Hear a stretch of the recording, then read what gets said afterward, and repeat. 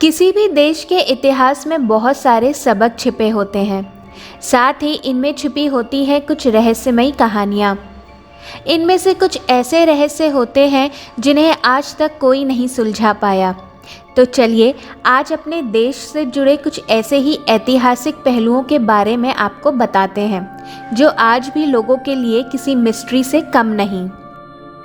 पर उससे पहले मैं आप सभी लोगों का स्वागत करती हूँ अपने चैनल बडी आउटलुक पे। फ्रेंड्स, जिन लोगों ने अभी तक मेरे चैनल को सब्सक्राइब नहीं किया है वो प्लीज़ इसे ज़रूर सब्सक्राइब करें और बगल में दिए गए नोटिफिकेशन बेल को क्लिक करना बिल्कुल ना भूलें। तो चलिए आज की वीडियो शुरू करते हैं। गुमनाम सिंधु घाटी सभ्यता। सिंधु घाटी सभ्यता भारत की सबसे प्राचीन संस्कृति है। मिस्र और मेसोपोटामियन सभ्यता से भी सिंधु घाटी सभ्यता बहुत पुरानी, बड़ी, रहस्यमय और अनेक अनसुलझे सवालों से भरी पड़ी है। जिन लोगों ने इस सभ्यता की शुरुआत की उनके बारे में पुख्ता सबूत अभी तक नहीं मिले। इतना ही नहीं, उनके द्वारा इस्तेमाल किए गए 4000 साल पुराने सिंधु चित्रमय लिपि को भी आज तक कोई नहीं समझ पाया। उस ज़माने की संस्कृति और उससे संबंधित असंख्य रहस्य धरती की गोद में समा गए। इसीलिए इस सभ्यता को समझना मुश्किल है। सभ्यता को लेकर बहुत सारे सिद्धांत दिए गए हैं पर कोई भी निर्णायक नहीं है। चरामा की एलियन नुमा शैल चित्र। छत्तीसगढ़ के बस्तर आदिवासी इलाके में चरामा गांव के पास पुरातन गुफाएं मिली हैं जहां के पत्थरों पे दूसरे ग्रह के लोगों जैसे दिखने वाले चित्र पाए गए। गुफाओं की खोज करने वाले पुरातत्ववादी J.R. भगत कहते हैं कि चित्रों में चेहरे अलग तरीके से दिखते हैं और कुछ चित्र उड़न तश्तरी के भी हैं। इससे जुड़ी हुई एक कहानी गांव वाले बताते हैं जिसमें रोहेला नामक लोग उड़न तश्तरी से यहां आते हैं और गांव वालों का अपहरण करते हैं। छत्तीसगढ़ पुरातत्व विभाग ने भारतीय अंतरिक्ष अनुसंधान संगठन और अमेरिका की अंतरिक्ष एजेंसी नासा को इस मुहिम में मदद करने की मांग की है। बिहार की सोन भंडार गुफाएं। बिहार की सोन भंडार गुफाएं एक बड़े पत्थर से बनाई हुई हैं और कहा जाता है कि ये गुफाएं मगध के राजा बिंबिसार के ज़माने की हैं। लोगों का मानना है कि राजा बिंबिसार अपने खजाने को छुपाने के लिए इन गुफाओं का इस्तेमाल करता था। सोन भंडार का मतलब है सोने का खजाना। जब बिंबिसार को उसके पुत्र अजातशत्रु ने कारागार में डाल दिया तब उसके आदेश से उसकी बीवी ने राज्य का खजाना उस गुफाओं में छिपाया था। वहाँ पर मिली हुई संखलिपि में लिखित शिलालेख है जिनसे शायद इस खजाने तक पहुंचने की चाबी मौजूद है। अंग्रेज़ों ने खजाने को हासिल करने के लिए दरवाजे पर तोप के गोले बरसाए थे जिनके निशान आज भी दिखते हैं पर उन्हें कुछ भी नहीं मिला था। 9 अपरिचित व्यक्ति। भारत के 9 अपरिचित व्यक्ति दुनिया भर के सबसे बड़े रहस्यों में से एक माने जाते हैं। जानकारों का मानना है कि जब कलिंगा का युद्ध हुआ था जिसमें 1 लाख लोगों की जानें गई थी, उसके बाद सम्राट अशोक ने इन 9 व्यक्तियों का गुट बनाया था। 9 में से हर एक व्यक्ति को एक विषय पे बहुत सारा ज्ञान था जिसमें पर्यटन, विज्ञान और युद्ध कौशल जैसे विषय शामिल थे।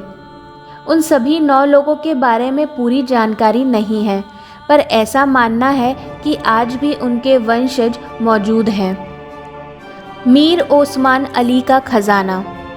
हैदराबाद के असफ जहाँ शासन के 7वें और आखिरी निज़ाम मीर ओस्मान अली खां अपने गहनों और खजाने के संग्रह के लिए प्रसिद्ध थे।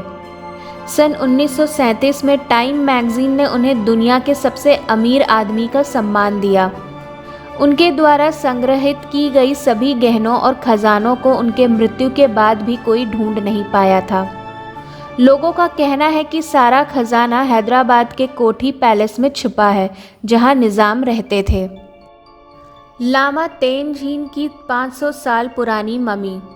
हिमालय में सिप्टी के पास घुइन नामक एक छोटा सा कस्बा है जहां पुराने ज़माने में प्रचलित खुद की मम्मी बनाने की संस्कृति देखने को मिलती है। यहाँ पर एक छोटे से कमरे में 500 साल की मम्मी रखी गई है, जिसे कांच से संरक्षित किया गया है। 15वीं शताब्दी के महंत सांगा तेनजीन की ये मम्मी है, जिसकी त्वचा और सर के बाल आज भी साबुत है। यह मम्मी सबसे पहली प्राकृतिक मम्मी है। जयगढ़ किले का शाही खजाना। जयगढ़ का जैवाना किला दुनिया के सबसे बड़े पहियों वाली तोपों के लिए प्रसिद्ध तो है, पर साथ साथ साजिश और खजानों की कहानियों के लिए भी प्रसिद्ध है। ऐसा कहा जाता है कि अफ़गानिस्तान की जंग जीतने के बाद अकबर के रक्षा मंत्री मान सिंह ने युद्ध में जीता हुआ खजाना इसी किले में छुपा के रखा था। सन 1977 में तत्कालीन प्रधानमंत्री श्रीमती इंदिरा गांधी ने किले में खजाना और पानी की टंकियां ढूंढने के लिए एक मुहिम चलाई, पर इसमें कुछ भी नहीं पाया गया। इस मुहिम की पूरी कहानी महारानी गायत्री देवी द्वारा लिखित गई अ प्रिंसेस रिमेंबर्स नामक किताब में पढ़ने को मिलता है। नाना साहेब का लापता होना। नाना साहेब 1857 के विद्रोह के नेता थे, जिन्होंने ब्रिटिश शासन को ललकारा था।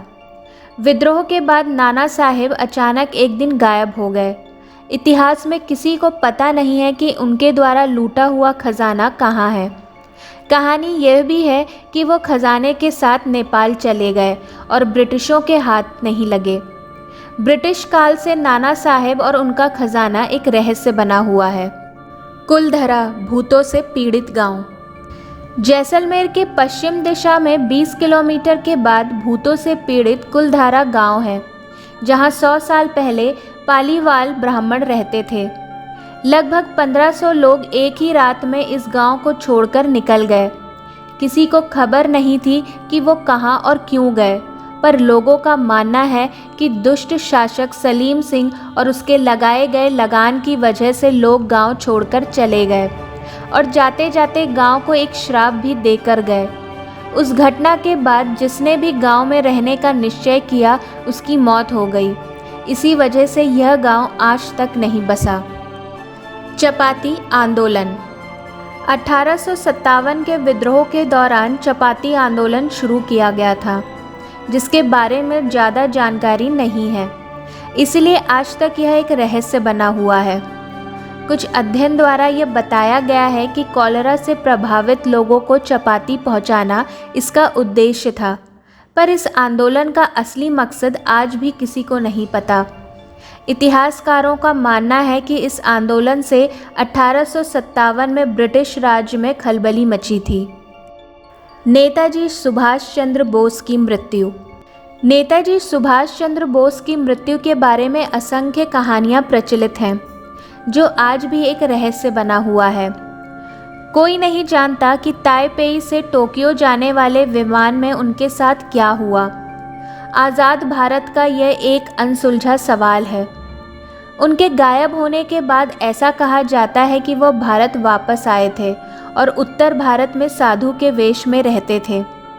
इस बात का सबूत नहीं है, पर ऐसा माना जाता है कि उत्तर प्रदेश के फैज़ाबाद में रहने वाले साधु गुमनामी बाबा ही सुभाष चंद्र बोस थे। लाल बहादुर शास्त्री की असामयिक मौत।